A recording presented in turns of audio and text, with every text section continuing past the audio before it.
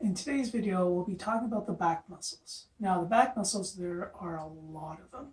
We'll cover the more popular ones and the ones that you haven't really heard about but are important to cover. After the anatomy, we'll get into different positions, such as standing against the wall, standing or seated, on your back, and then lying on your side. So with the anatomy, because there's so many muscles in the back, generally speaking, the muscles will help extend the back, meaning bring the back backwards. There are muscles that will rotate the back one way, rotate the back the other way, and bend the back sideways. So I won't get into the nitty-gritty detail of each individual action of the muscles. So generally speaking is back extension, rotation, and side bending as well. And there are some aspects of the back muscles that will attach to the shoulder blade that we didn't discuss with the shoulder video clip that we'll cover. So with the computer PowerPoint here, on the left side, you can see the multiple of muscle layers here. So we'll try to go from superficial, basically meaning underneath the skin, all to deep, where it's basically to the skeleton itself. So the superficial layer, the muscles will be the trapezius muscle, located here. It's a big muscle that attaches from the neck down to mid-lower back to the shoulder. The latissimus dorsi, which attaches from mid-level of the back all the way down through the thoracolumbar fascia, which we talked about in the hip video, attaching to the back of the hip and moving forward and out to attach to the arm. The other layers would be called rhomboids, which attach from the spine to the shoulder blade, as well as these muscle groups here that attach from the spine to the ribs. The next layer, so when you take off the trapezius, the lats, the rhomboids, you're left with those two muscle groups that I just mentioned, and they overlap these muscles that run vertically on either side of the spine called Rector Spinae. They too move down to attach to the back of the hip. That's why in the back of the hip video it was necessary to show this area to massage, which we'll also cover today as well, because it's very important. Once you detach these muscles, the next screen here will show the muscles that are running vertically along the spine from hip and towards the head area. The next screen has the same type of orientation, hopefully a better view. So here's the trapezius muscle, moving all the way down to attach here. And you can see the overlap between the lats and the trapezius muscle. The trapezius muscle also attaches to the shoulder. And we talked about this in the shoulder video, that there's a bit of adhesions in around the shoulder area here that encompasses trapezius, supraspinatus, as well as the deltoid muscle. Once you remove the trapezius muscle, you'll see the rhomboids here. So the rhomboids, as well as this portion of the trapezius, helps to bring the shoulder blade back. Once you remove the trapezius and lats, you could see those two muscle groups. These are responsible for breathing, but they could get very sticky. And I'll show you another picture, other muscles combined with this that need to be addressed. Once you remove these two muscles, then you can see the Rector Spinae. It's a 3-muscle group that are attached on either side of the spine, attaching to the ribs as well as the spine itself, moving from the bottom of the hip area and moving all the way up towards the neck and upper back. Now we'll go to the book. Now at the book, we're going to do the layers again. So here is the superficial layer, and we talked about the trapezius muscle, the latissimus muscle.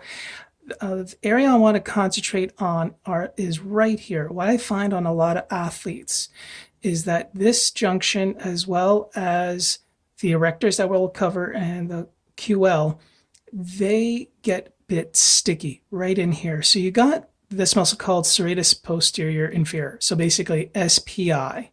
Then you have the Rector Spinae, the outer muscle there. You have the latissimus dorsi, which is cut here, but you could see it also attaches to the ribs. And then you got a bit of the oblique abdominal muscles right here as well. So this junction here I find very sticky. So we're going to address that as well. And you can see how the latissimus dorsi, as well as the other muscles that we'll cover, form the thoracolumbar fascia and attach to the back of the hip. And we're going to address that area as well. So superficial layer, traps, latissimus dorsi, rhomboids, serratus posterior inferior, as well as superior, which is behind rhomboids. So on this picture here, traps, lats are taken away as well as rhomboids, and you're left with serratus posterior inferior.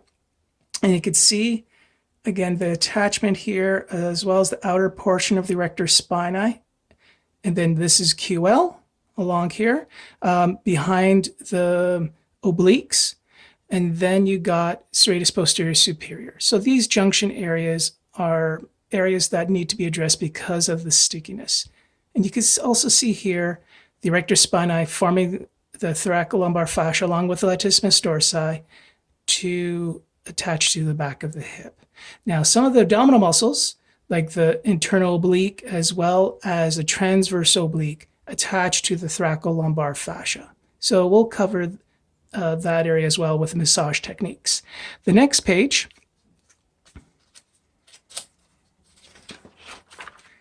you remove the erector spinae and you're left with these deep muscles called multifidi and rotatories. So here's the multifidi. And when multifidi is taken away, the deepest muscle is the rotatories. These help with little intricate movements in the spinal joints. And you can see, especially with multifidi, it goes all the way up the neck and all the way down to the back of the hip again. So there's layer upon layer of muscle, connective tissue, and ligaments that bind this area and stick to this area. So we need to address that. The next page, again, is the serratus posterior inferior as well as superior, just taking out the Rector Spinae just to show how it looks. So this is the area that we need to work on along with QL and the erectors. Now I'm going to flip back to the erectors. I can see here that the rhomboids, the serratus posterior inferior have been taken out, and you can see it forms with the thoracolumbar fascia down at the back of the hip, moves upward, and then part of it attaches to basically your skull behind your ear. The outer portion of the Rector Spinae is where the concern is with the stickiness as well. And then right along here, you will be finding little stickiness as well as tightness in the muscles. So we'll be addressing that area. The next one is over here. It's the Quadratus Lumborum. It attaches to the bottom rib, attaches to the lower back spine, as well as to the hip. This is one of the deeper muscles, so that can be problematic with a lot of trigger points. And you need to be also aware that any hip decreased mobility in this area will affect the low back muscles, will overwork them. When they're overworked, they get fatigued. Once they get fatigued, stress will be placed on the low back. So you really need to address the gluteal hip area in addition to the low back as well. And here is the front view. And you can see in red, that's QL.